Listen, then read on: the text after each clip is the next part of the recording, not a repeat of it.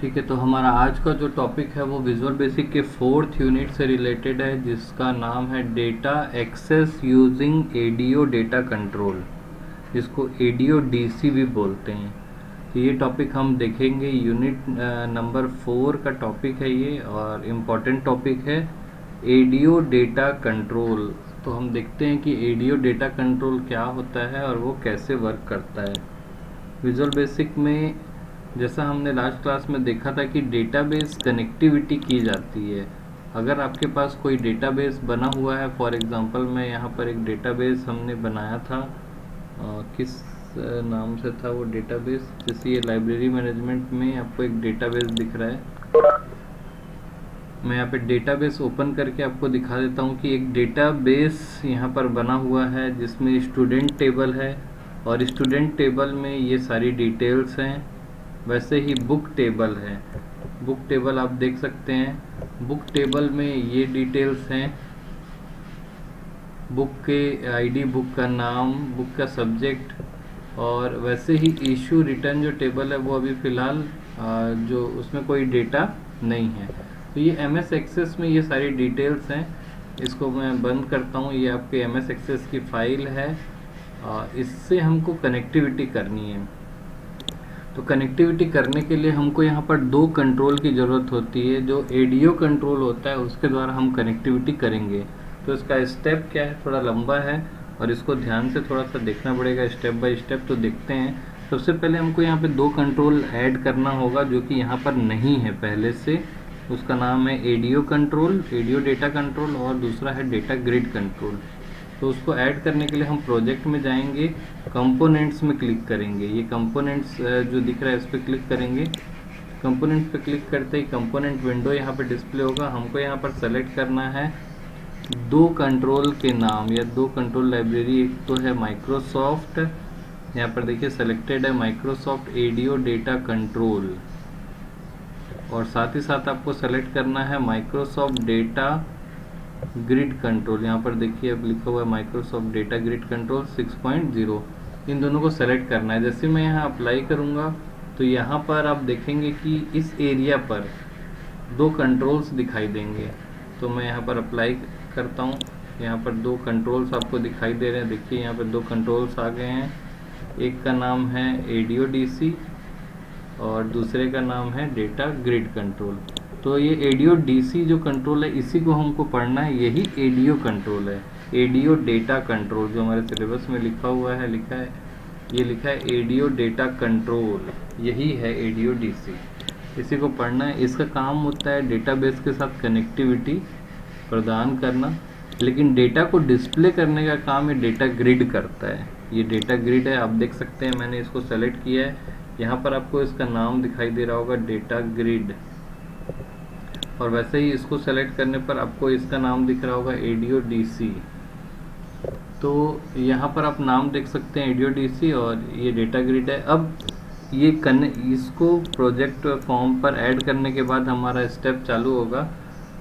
अब हमको ADO DC को कनेक्ट करना है डेटाबेस से। तो पहला स्टेप हमारा होगा राइट क्लिक करना है, एडीओ डीसी प्रॉपर्टीज़ में जाना है। क्लिक करने के बाद एडीओ डीसी प्रॉपर्टीज़, तो ये प्रॉपर्टी पेज ओपन होगा। हमको सेलेक्ट करना है यूज़ कनेक्शन स्ट्रिंग और क्लिक करना है बिल्ड बटन पे। ये जो बटन दिख रहा है इस पर क्लिक करेंगे हम। क्लिक करते ही हमको डेटा लिंक प्रॉपर्टी पेज यहाँ पे डिस्प्ले होगा। डेटा लिंक प्रॉपर्टी पेज आप देख रहे हैं। यहाँ पर हमको सेलेक्ट करना है माइक्रोसॉफ्ट जेट 4.0 OLEDB। ये हमने क्यों सेलेक्ट किया है, क्योंकि कल भी हमने देखा था कि हमारा जो कनेक्टिविटी है वो एमएस एक्सेस से हो रहा है, जिसके लिए ये ही ड्राइवर है। दूसरे से कनेक्टिविटी करनी है आपको, ओरेकल से करना है, तो अलग अलग ड्राइवर्स हैं। इसके बाद आपको क्लिक करना है नेक्स्ट पे, और अगला जो कनेक्शन वाला प्रॉपर्टी है वो आपसे पूछेगा डेटाबेस का नाम क्या है आपका या लोकेशन क्या है। तो हमको अपना डेटाबेस का लोकेशन सेलेक्ट कर लेना है। हमारा डेटाबेस जो है वो डेस्कटॉप पर लाइब्रेरी मैनेजमेंट के अंदर लाइब्रेरी नाम का था। इसको हम ओपन कर लेंगे तो ये उसकी लोकेशन आप देखेंगे, यहाँ पर उसकी लोकेशन आ जाएगी। क्लियर है। इसके बाद हमें क्लिक करना है टेस्ट कनेक्शन पर। टेस्ट कनेक्शन पर क्लिक करते ही ये टेस्ट कनेक्शन सक्सीडेड मैसेज आएगा। इसका मतलब है कि डेटाबेस से कनेक्शन हो गया है, लेकिन टेबल तक अभी हम नहीं पहुंचे, अभी हम फाइल तक पहुंचे हैं। अब उसके अंदर 3 टेबल्स थे, अब उनके अंदर जाना है। तो नेक्स्ट जो टॉपिक है हमारा, जैसे ही ओके करेंगे तो आप यहाँ देख रहे हैं यहाँ पर एक कनेक्शन स्ट्रिंग जनरेट हो गई है। इसे हमें टाइप नहीं करना है, इसे हमें बिल्ट या जनरेट करना था। अगला स्टेप है यहाँ पे ऑथेंटिकेशन। यहाँ पर हमें डेटाबेस का पासवर्ड दे सकते हैं अगर वो पासवर्ड प्रोटेक्टेड है, फिलहाल अभी नहीं है। और ये सेकंड स्टेप है जो इम्पोर्टेंट है। यहाँ पर हमको देखेंगे रिकॉर्ड सोर्स। रिकॉर्ड सोर्स आपको दिख रहा होगा, इसे सेलेक्ट करना है। रिकॉर्ड सोर्स में हमें 2 चीज़ें सेलेक्ट करनी होती है। पहला तो होता है कमांड टाइप। कमांड टाइप में हमें सेलेक्ट करना होगा CMD टेबल। आप देख रहे हैं यहाँ पर CMD टेबल, क्योंकि हमें टेबल से कनेक्टिविटी करनी है। और दूसरा चीज़ हमें सेलेक्ट करना होगा टेबल और स्टोर्ड प्रोसीजर नेम। यहाँ पर हमको अब देख रहे हैं कि आपको 3 टेबल दिखाई दे रहे हैं। जो भी आपके डेटाबेस में जितने टेबल होंगे वो सारे दिखाई देंगे यहाँ पर। तो हम जिस टेबल से कनेक्टिविटी चाहते हैं, मान लीजिए बुक टेबल से चाहते हैं तो बुक को सेलेक्ट कर लेंगे। मैंने बुक टेबल को सेलेक्ट किया। तो रिकॉर्ड सोर्स में हमें यहाँ पर 2 चीज़ों को दिखाना है, कमांड टाइप और बुक टेबल। तो जैसे ही मैं इसको अप्लाई करता हूँ, ये हमारी कनेक्टिविटी ADO-DC जो है डेटाबेस के बुक नाम के टेबल से कनेक्ट हो चुका है, बट वो डिस्प्ले नहीं कर सकता क्योंकि इन दोनों के बीच में अभी कनेक्टिविटी नहीं हुई है। अभी फ़िलहाल मैं रन करूँगा तो ये इस तरीके से कोई भी डेटा डिस्प्ले नहीं कर रहा है और डिसेबल फॉर्म पर है। अब हमें करना क्या है, इसकी बाइंडिंग करना है इससे ADO-DC से। तो हम इसको सेलेक्ट करेंगे डेटा ग्रिड को। आप देख सकते हैं कि अभी डेटा ग्रिड 1 जो है वो सेलेक्टेड है।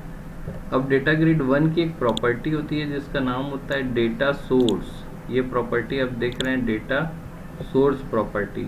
डेटा सोर्स प्रॉपर्टी में आपको सेलेक्ट करना है ADO-DC का नाम जिससे आपको कनेक्टिविटी करनी है। मैंने यहाँ पर ADO-DC 1 सेलेक्ट कर लिया है।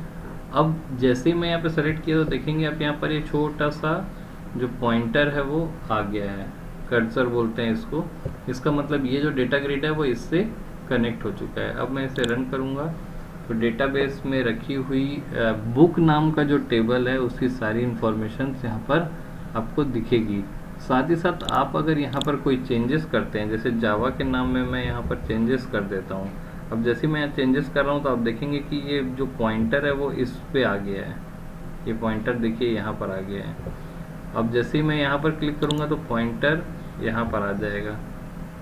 तो इस तरीके से यहाँ पर मैंने कोई चेंजेस किया, वो चेंजेस जो है डेटाबेस में हो गया होगा। हम डेटाबेस में जाते हैं और देखते हैं कि क्या चेंजेस हुआ है। बुक नाम की जो टेबल थी, हम बुक नाम का टेबल ओपन करेंगे। आप यहाँ देख सकते हैं कि जावा जो लिखा हुआ है उसके पीछे 6-7 बार A लिखा गया है। यही चेंजेस हमने वहाँ किया था। अब हम यहाँ पर इसको चेंजेस कर देते हैं। A को मिटा करके 3 बार हमने B लिख दिया। याद रखिए कि जावा के आगे हमने B लिखा है। आप देख सकते हैं यहाँ पर जावा के आगे हमने B लिख दिया है। अब ये चेंजेस वहाँ पे रिफ्लेक्ट करता है कि नहीं, देखते हैं। इसको बंद किया हमने, विजुअल बेसिक ओपन किए, रन किए। आप देखेंगे कि यहाँ पर इस एरिया पर जावा के आगे जो 3 बार B है वो लिखा हुआ है, यानी कि वो डेटाबेस और ये विजुअल बेसिक का जो फॉर्म है वो कनेक्ट हो गया है थ्रू ADO-DC। इस ADO-DC की मदद से विजुअल बेसिक और MS एक्सेस का जो टेबल है वो कनेक्ट हो गए एक दूसरे से। वो एक दूसरे को डेटा शेयर कर सकते हैं, डेटा एक दूसरे से लेना देना कर सकते हैं। और इस तरीके से बैक एंड और फ्रंट एंड की मदद से हम डेटा को सिक्योर रख के फ्रंट एंड पर कुछ डेटा को दिखा सकते हैं। इस पूरे प्रोसीजर को डेटाबेस कनेक्टिविटी कहा जाता है। यहाँ पर हमने ADO-DC का यूज़ करके डेटाबेस कनेक्टिविटी की है, और आप इसके अलावा DAO और RDO का भी यूज़ करके डेटाबेस कनेक्टिविटी कर सकते हैं। डेटाबेस कनेक्टिविटी करने के कई ऑप्शंस हैं। यहाँ पर हमने ADO ActiveX data object control, इसका पूरा नाम है ActiveX डेटा ऑब्जेक्ट कंट्रोल, इसकी सहायता से हमने कनेक्टिविटी की है माइक्रोसॉफ्ट एक्सेस से। तो ये था हमारा ADO-DC का जो कनेक्टिविटी का स्टेप्स है।